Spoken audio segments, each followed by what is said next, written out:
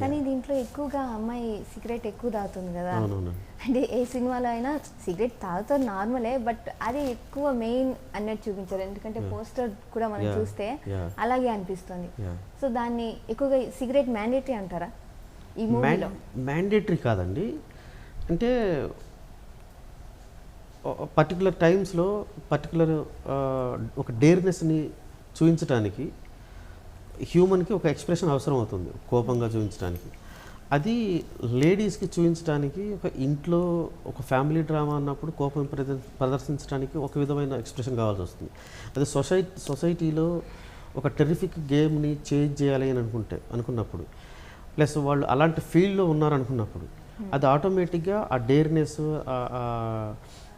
ఆ పోర్ట్రే, ఆ character portray అనేది ఆటోమేటిక్గా అది కమర్షియల్ వేలో తీసుకుంటామండి. సో ఒక సినిమాని కమర్షియల్ వేలో టర్న్ చేసేటప్పుడు ఇలాంటి క్యారెక్టర్ తీసుకున్నప్పుడు ఆ క్యారెక్టర్కి అడిషనల్ యాక్టివిటీస్ కానీ అడిషనల్ స్కిల్స్ కానీ యాడ్ చేయడం అనేది సినిమాటిక్ లిబర్టీ అండ్ క్యారెక్టర్ యొక్క డెప్త్ని ఎక్కువగా రీచ్ అవుతుందండి. క్యారెక్టర్ యొక్క డెప్త్ ఎక్కువ ఆడియన్స్కి రీచ్ అవుతుంది. చూసిన వెంటనే ఆ టెరిఫిక్నెస్ అనేది కొన్ని ఎలిమెంట్స్ ద్వారా వస్తుందండి. సో అందులో మెయిన్ ఇంపార్టెంట్గా ఉండేది స్మోక్. జెంట్స్కి అయితే అది నార్మల్, అది. బట్ ఒక లేడీ ఒక టెరిఫిక్నెస్ని క్రియేట్ చేస్తూ ఒక సిగరెట్ తీసుకుందన్నప్పుడు అది ఇంకా ఎన్హాన్స్ అవుతుందండి. సో ఆ సిగరెట్ ఎందుకు తీసుకుందనే దానికి కూడా ఒక రీజన్ ఉంది. అది మూవీ చూసినప్పుడు తెలుస్తుంది. అన్ని మూవీ చూసినాక కొన్ని తెలుస్తాయి. అలాగే ఈ మూవీ మొత్తం ఎక్కడ షూట్ జరిగింది సార్? హైదరాబాద్ అండి, మొత్తం కంప్లీట్ హైదరాబాద్. ఓకే. మీ హీరోతో కానీ హీరోయిన్తో కానీ మీ కోఆర్డినేషన్ ఎలా అనిపించేది?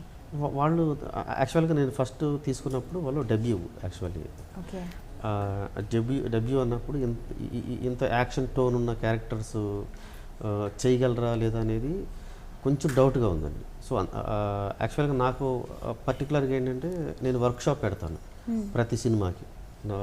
నా డెబ్యూ ఫిల్మ్ కానీ ఇప్పుడు చేస్తున్న సినిమా కానీ ఆల్రెడీ అండర్ ప్రొడక్షన్లో ఉన్న మూవీస్ కానీ వర్క్షాప్ అనేది నాకు ఫస్ట్ నుంచి అలవాటు. నా మేకింగ్ స్టైల్ అది. సో వర్క్షాప్లో వాళ్ళు నేను అనుకున్న దానికంటే చాలా బాగా రీచ్ అయ్యారు. నేను ఇచ్చిన క్యారెక్టరైజేషన్, ఇచ్చిన డెప్త్ కంటే వాళ్ళు పోర్ట్రే చేసిన విధానం చాలా బాగుంది. సో నాకు అక్కడ ఎలాంటి భయం లేదు. ప్లస్ ఇంకా వాళ్ళ మీద నాకు ఒపీనియన్ కానీ లేకపోతే బాండింగ్ కానీ ఎక్కువ పెరిగింది. ఒక డైరెక్టర్కి ఆర్టిస్టులు కరెక్ట్గా చేస్తున్నారు అనుకున్నప్పుడు ఆ బాండింగ్ అనేది, ప్రొఫెషనల్ బాండింగ్ అనేది ఇంకా ఎక్కువ అవుతుందండి. సో అది నేను ఎంజాయ్ చేశాను బాగా. ఆఫ్ స్క్రీన్లో అనేది షూటింగ్ టైంలో వాళ్ళ కోఆర్డినేషను, టీం వర్క్ అది బాగా కుదిరింది ఈ పర్టికులర్ సినిమాకి. ఈ మధ్య ఐ మీన్ ఈ సినిమా తీసే క్రమంలో ఏదైనా స్ట్రగుల్స్ ఏమైనా చూసారా? ఏం లేవు, బ్రేక్ పడ్డం కానీ ఏం లేవండి, ఏం లేవు. స్టార్టింగ్ నుంచి సాఫీగా సాగిపోయింది, హ్యాపీగా వెళ్ళిపోతుంది. కానీ మెయిన్ అమ్మాయిని హైలైట్ చేయాలనే, అంటే తెలుస్తుంది అమ్మాయిని హైలైట్ చేయాలని ఈ మూవీ పరంగా పెట్టారు. కానీ తననే తీసుకోవాలని ఎందుకు అనిపించింది? పర్టికులర్ ఈ క్యారెక్టర్కి ఈ హీరోయిన్నే సెట్ అవుతుందని తీసుకున్నారా, లేకుంటే? లేదు, అంటే ఆడిషన్ చేసామండి. ఆల్మోస్ట్ 50 మెంబర్స్ని చూసాం, 50 అబౌవ్ థింగ్స్ చూసాం. సో ఫైనల్గా శాండీని తీసుకున్నాం, రజితా శాండీ. ఎందుకంటే ఆ క్యారెక్టర్కి ఆ ఫేస్ ఫీచర్స్కి కరెక్ట్గా సూట్ అయింది. సో యాక్టింగ్ అనేది వాళ్ళకి బేసిక్ టైమింగ్ ఉంటుంది. కొత్త యాక్టర్స్కి అనేది బేసిక్ టైమింగ్ ఉందా లేదనేది చెక్ చేస్తాం. తర్వాత మిగిలింది మొత్తం it's up to director. Director job అది, వాళ్ళ చేత చేయించుకోవటం అనేది. సో నాకు అక్కడ ఎలాంటి హర్డిల్స్ లేవు. ఆ అమ్మాయి మేము అనుకున్న దానికంటే చాలా బాగా చేసింది. So super. సో వీళ్ళతో జర్నీ మీకు అంతా చాలా హ్యాపీ అండి.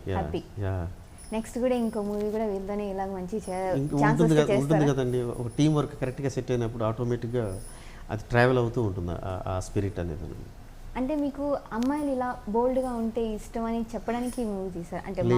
లేదండి, మీకు ఎలాంటి అమ్మాయిలు ఉండడం, ఎలా ఉంటే మీకు ఇష్టం, ఎలా ఉండాలనుకుంటారు? నాకు క్యారెక్టర్ బాగుండాలండి, అమ్మాయి మెంటాలిటీ కరెక్ట్గా ఉండాలండి. అది అమ్మాయి అయినా అబ్బాయి అయినా వాళ్ళ మెంటాలిటీ కరెక్ట్గా ఉండాలి. అంటే ఒక ఫ్యాషనబుల్గా కానీ ఒక సాంప్రదాయంగా అట్లే ఉండదు, రెండు నచ్చుతారండి.